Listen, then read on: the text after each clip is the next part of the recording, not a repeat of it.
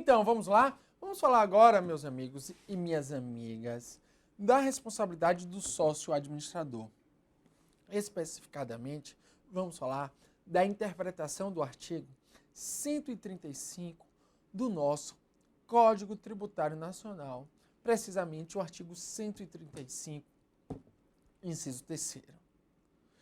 A interpretação do Superior Tribunal de Justiça, a interpretação que o STJ faz desse dispositivo, vocês vão ver comigo que a interpretação, inclusive simulada, e as questões do nosso mundo dos concursos públicos. Vamos lá? Então vamos lá.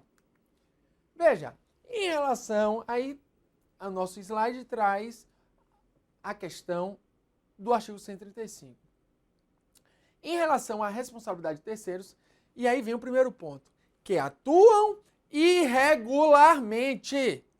Se o sócio atuou de forma regular, ele não pode vir a ser responsabilizado. Inclusive, isso foi a interpretação do Supremo em 2012, num voto emblemático da ministra Ellen Grace, antes de se aposentar.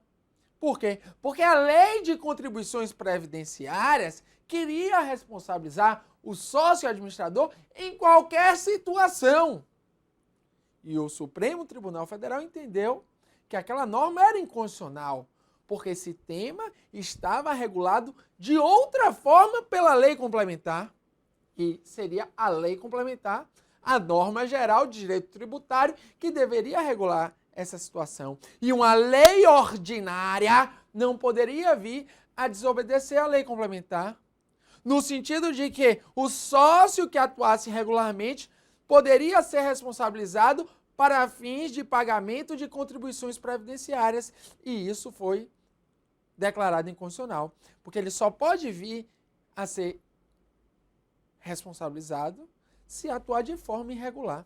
E é isso que vamos estudar aqui. O que quer dizer essa fórmula irregular? Por exemplo, o simples não pagamento do tributo por si só gera a irregularidade? Você vai ver comigo que não. Vamos lá? Então tem que atuar de forma irregular, ok? Praticando ato com excesso de poderes ou infração de lei, contrato social ou estatutos, né? E aí, veja que outro ponto fundamental, estamos falando aqui, no caso, nesse item da aula, da letra C, diretores, gerentes ou representantes das pessoas jurídicas de direito privado. Outro ponto muito cobrado em concurso. Não pode ser qualquer sócio. Existem empresas que têm mais de 2.000 sócios. Qualquer sócio pode ser responsabilizado? É claro que não. É só o sócio gerente, o sócio diretor ou o sócio representante legal da pessoa jurídica de direito privado. Não é qualquer sócio. Imagine numa sociedade anônima que está na Bolsa de Valores. Você aí, né, que é sócio da Petrobras, imagine se você fosse responsabilizado. É claro que não. Só quem pode vir a ser responsabilizado é o sócio gerente, sócio diretor ou sócio representante legal da pessoa jurídica. E desde que atue de forma irregular. Vamos lá? Então vamos nessa. Então veja aí o concurso do CESP para Procurador Federal.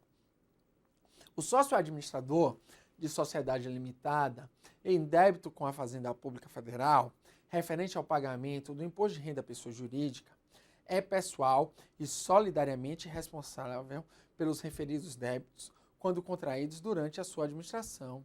Veja que é erradíssima. A responsabilidade aí pode vir a ser pessoal, desde que ele atue de forma irregular. Não estamos falando aí de, no caso, responsabilidade solidária, mas sim pessoal do sócio-diretor, sócio-gerente ou sócio-representante da pessoa jurídica que atue de forma irregular, não falsa.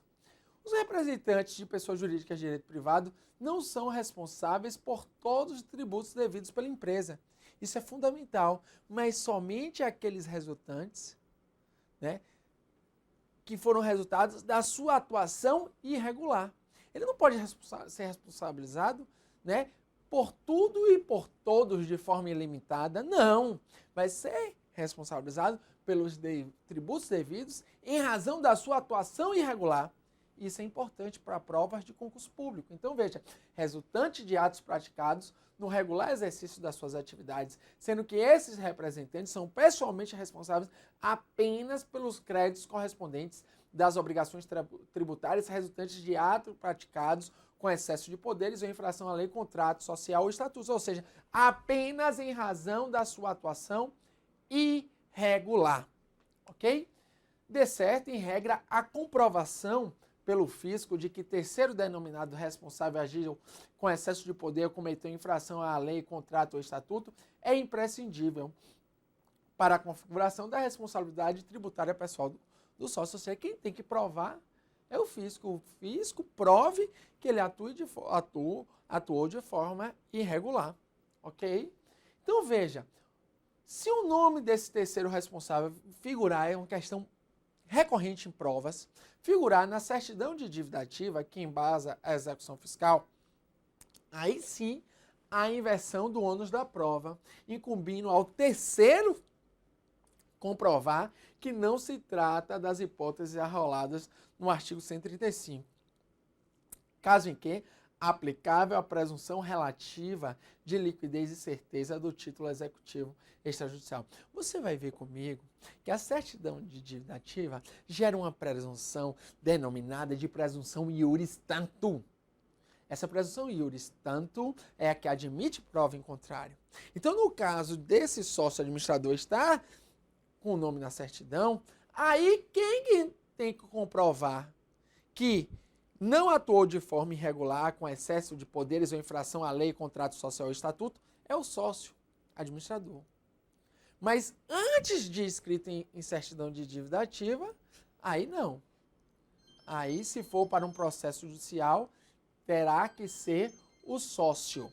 Então, perceba, meus amigos, que há aí, no momento da inscrição em dívida ativa, há uma presunção iuris tanto e que o sócio vai ter que comprovar que não atuou de forma irregular, ok? Vamos seguindo. Então, portanto, o STJ afirmou o entendimento de que se a execução foi ajuizada apenas contra a pessoa jurídica, mas o nome do sócio consta na CDA, o sócio tem o ônus de provar que não ocorreu nenhuma das circunstâncias previstas no artigo 135, ou seja, que não houve prática de atos com excesso de poderes ou infração à lei, contrato social ou estatuto. Beleza? Veja aí uma interpretação fundamental para o seu sucesso em provas de concurso público. O STJ entende que o simples inadimplemento do tributo por si só não comprova a atuação irregular. Ou seja, o simples inadimplemento do tributo não seria uma atuação com excesso de poderes, infração à lei, ou estatuto ou contrato social. Por quê? Porque muitas vezes a empresa não tem condição de pagar o tributo. Então, o simples inadimplemento, por si só, não gera a responsabilidade pessoal do sócio administrador, ok? Então, temos aí a súmula 430 sobre esse ponto, que diz: o inadimplemento da obrigação tributária pela sociedade não gera por si só a responsabilidade solidária do sócio gerente ou a responsabilidade pessoal, ok? Do mesmo modo, o STF já anotou a jurisprudência tem se firmado no sentido dos ilícitos praticados por esses gestores ou sócios com poder de gestão não se confundem com o simples inadimplemento, né, de tributos por força do risco do negócio, ou seja, com atraso no pagamento de tributos. Então veja que o STF tem a mesma interpretação da súmula 430 do STJ. Veja aí o concurso do CESP, Defensor Público da União. A responsabilidade tributária pessoal de terceiros não alcança o inadimplemento do tributo sem a prova da prática de ato ilícito ou contrário ao Estatuto Social, independentemente do sócio da pessoa jurídica constar ou não da certidão de dívida ativa. Perfeito. Por quê? Porque o que ele quis dizer aí? Que o inadimplemento do tributo, por si só, não gera a responsabilidade tributária. Ele quis aí que você aplicasse a súmula 430. FGV, né, concurso do Ministério Público, do TCE do Rio. Na visão do STJ, o mero inadimplemento do tributo constitui infração. Por si só, os sócios administradores ou não são, em qualquer caso, pessoalmente responsáveis pelos tributos correspondentes a obrigações tributárias resultantes de atos praticados com excesso de poderes ou infração de lei, contrato social e estatuto. Vários erros aí. Primeiro erro, o mero inadimplemento do tributo não constitui infração por si só. Segundo erro, diz aí os sócios administradores ou não. Não, tem que ser sócio administrador, sócio diretor ou sócio representante legal da pessoa jurídica de direito privado, ou seja, tem que estar presente os requisitos do artigo 135, inciso 3 do CTN. Então veja, ressaltamos que também é firme a jurisprudência do STJ de que a dissolução irregular da sociedade acarreta a responsabilidade tributária, ou seja, se a sociedade foi dissolvida de forma irregular, aí pode-se aplicar o artigo 135 do CTN. Nesse caso, por exemplo, o STJ entende que a não localização da empresa no endereço fornecido como domicílio fiscal gera a presunção iuris tanto de dissolução irregular, ou seja, a presunção que admite prova em contrário. A presunção que não admite prova em contrário é a presunção iuris et de iure, que é a presunção absoluta. Então veja, se a empresa mudou de endereço e não notificou o município, ou seja, se não fez o registro no local competente, isso gera presunção iuris tanto de atuação irregular e pode gerar, sim, a responsabilidade do sócio administrador. Então veja, isso foi assunto sumulado 435 do STJ. Presume-se presunção iuris tanto, que admite prova em contrário, dissolvida irregularmente a empresa que deixar de funcionar no seu domicílio fiscal, sem comunicação aos órgãos competentes, legitimando o redirecionamento da execução fiscal para o sócio gerente. Ou seja, se mudou de endereço, se alterou o domicílio legal da empresa e não comunicou ao órgão competente, isso gera atuação irregular. Gerando essa atuação irregular, o sócio administrador pode vir a ser responsabilizado. Então veja outro ponto aí que é importante, que o STJ entende, isso é fundamental, que você compreenda, isso está caindo em prova, que essa responsabilidade do sócio administrador, ela abrange também a multa. Ou seja, é uma responsabilidade pelo crédito tributário. Então diz o STJ que abrange qualquer tipo de multa e não apenas as multas moratórias. Então o sócio administrador pode vir a ser responsabilizado tanto pelo tributo, como a multa moratória, como a multa punitiva. Ok? Então isso é fundamental para o seu sucesso em prova. Primeiro ponto, súmula 430, você viu que o inadimplemento do tributo por si só não gera atuação irregular. Súmula 435, a alteração de domicílio sem comunicação aos órgãos competentes gera atuação irregular.